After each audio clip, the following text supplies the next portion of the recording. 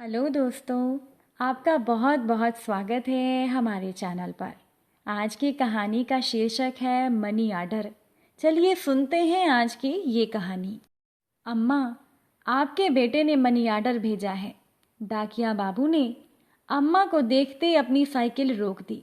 अपनी आंखों पर चढ़े चश्मे को उतार आंचल से साफ कर वापस पहनती अम्मा की बूढ़ी आंखों में अचानक एक चमक सी आ गई। बेटा, पहले ज़रा बात करवा दो। अम्मा ने उम्मीद भरी निगाहों से उसकी ओर देखा, लेकिन उसने अम्मा को टालना चाहा। अम्मा, इतना टाइम नहीं रहता है मेरे पास कि हर बार आपके बेटे से आपकी बात करवा सकूं। डाकिये ने अम्मा को अपनी जल्दबाजी बताना चाहा, लेकिन अम्मा उससे चिरोरी करने लगी। बेटा, बस थोड़ी देर की ही तो बात है। अम्मा, आप मुझसे हर बार बात करवाने की जिद ना किया करो। ये कहते हुए वह डाकिया रुपए अम्मा के हाथ में रखने से पहले अपने मोबाइल पर कोई नंबर डायल करने लगा। लो अम्मा, बात कर लो, लेकिन ज़्यादा बात मत करना, पैसे कटते हैं। उसने अपना मोबाइल अम्मा के हाथ में थमा दिया। उसके हाथ से मोबाइल ले फ़ोन पर बेटे से हालचाल लेती अम्मा मिनट भर बात करके ही संतुष्ट हो गई। उनके झुर्रीदार चेहरे पर मुस्कान छा गई। पूरे 1000 रुपए हैं अम्मा। ये कहते हुए उस डाकिया ने 100 के 10 नोट अम्मा की ओर बढ़ा दिए। रुपए हाथ में ले गिनती करती अम्मा ने उसे ठहरने का इशारा किया। अब क्या हुआ अम्मा? ये 100 रुपए रख लो बेटा। क्यों अम्मा? उसे आश्चर्य हुआ। हर महीने रुपए पहुंचाने के साथ साथ तुम मेरे बेटे से मेरी बात भी करवा देते हो। कुछ तो खर्चा होता होगा ना? अरे नहीं अम्मा, रहने दीजिए। वह लाख मना करता रहा, लेकिन अम्मा ने ज़बरदस्ती उसकी मुट्ठी में 100 रुपए थमा दिए और वह वहाँ से वापस जाने को मुड़ गया। अपने घर में अकेली रहने वाली अम्मा भी उसे ढेरों आशीर्वाद देती अपनी देहरी के भीतर चली गई। वह डाकिया अभी कुछ कदम ही वहाँ से आगे बढ़ा था कि किसी ने उसके कंधे पर हाथ रखा। उसने पीछे मुड़कर देखा तो उस कस्बे में उसकी जान पहचान का एक चेहरा सामने खड़ा था। मोबाइल फ़ोन की दुकान चलाने वाले राम प्रकाश को सामने पाकर वो हैरान हुआ। भाई साहब, आप यहाँ कैसे? आप तो अभी अपनी दुकान पर होते हैं ना?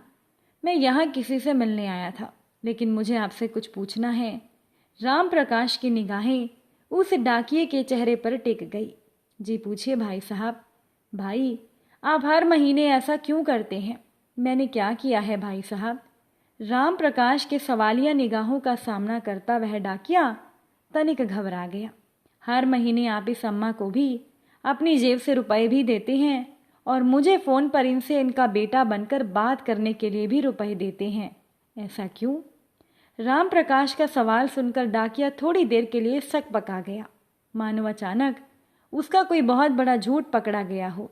लेकिन अगले ही पल उसने सफाई दी। मैं रुपए इन्हें नहीं, अपनी अम्मा को देता हूँ। मैं समझा नहीं। उस डाकिये की बात सुनकर राम प्रकाश हैरान हुआ, लेकिन डाकिया आगे बताने लगा। इनका बेटा कहीं बाहर कमाने गया था और हर महीने अपनी अम्मा के लिए 1000 रुपए का मनी ऑर्डर भेजता था। लेकिन एक दिन मनी ऑर्डर की जगह इनके बेटे के एक दोस्त की चिट्ठी अम्मा के नाम आई थी। उस डाकिये की बात सुनते ही राम प्रकाश को जिज्ञासा हुई। कैसी चिट्ठी? क्या लिखा था उस चिट्ठी में?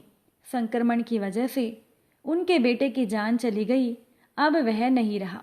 फिर क्या हुआ भाई? राम प्रकाश की जिज्ञासा दुगनी हो गई, लेकिन डाकिये ने अपनी बात पूरी की। हर महीने चंद रुपयों का इंतज़ार और बेटे की कुशलता की उम्मीद करने वाली इस अम्मा को ये बताने की मेरी हिम्मत नहीं हुई। मैं हर महीने अपनी तरफ से इनका मनी ऑर्डर ले आता हूँ, लेकिन यह तो आपकी अम्मा नहीं है ना?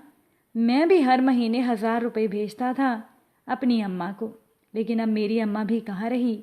ये कहते हुए उस डाकिया की आंखें भर आई। हर महीने उससे रुपए ले अम्मा से उनका बेटा बनकर बात करने वाला राम प्रकाश उस डाकिये का एक अजनबी अम्मा के प्रति आत्मिक स्नेह देख निशब्द रह गया। अगर आज की ये कहानी आपको अच्छी लगी हो, वीडियो को लाइक शेयर ज़रूर कीजिएगा। चैनल पर नए हैं तो सब्सक्राइब भी करके जाइएगा। आज की कहानी सुनने के लिए आप सभी का बहुत बहुत धन्यवाद।